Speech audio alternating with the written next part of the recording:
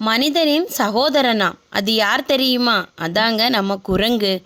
குரங்கும் மனிதனும் 98% டிஎன்ஏ ஒத்திருக்குமா. சில குரங்குகள் தன்னை கண்ணாடியில் பார்த்து அழகு செய்து கொள்ளுமா.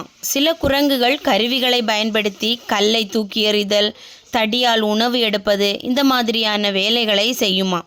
குரங்குகள் பழங்கள், வேர்கள், இலைகள், சிறிய உயிரினங்கள் இதெல்லாம் தான் சாப்பிடக்கூடியது.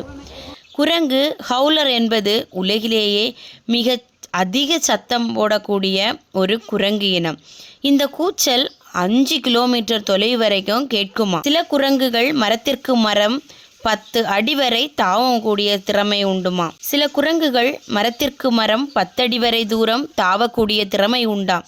சில குரங்குகள் மனிதனைப் போலவே கோபம், வலி, சிரிப்பு இந்த வகையான உணர்வுகளை வெளிவிடுமா.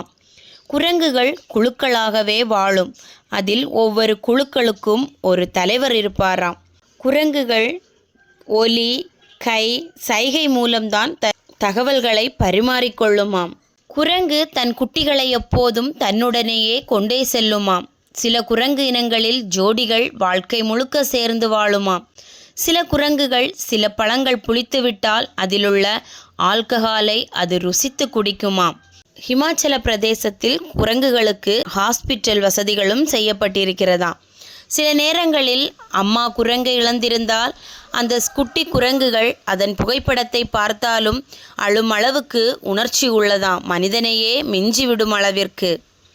2ஆம் உலகப் போரில் சில குரங்கு உணவு கடத்தவும், மருத்துவ உதவி செய்யவும், தகவல்களை அனுப்பவும் பயன்பட்டதாம். இப்படிப்பட்ட குரங்கை யாராச்சும் பார்த்திருந்தால் கமெண்ட் பண்ணிவிட்டு சேனலை சப்ஸ்கிரைப் பண்ணுங்கள் ஃப்ரெண்ட்ஸ். தேங்க்யூ.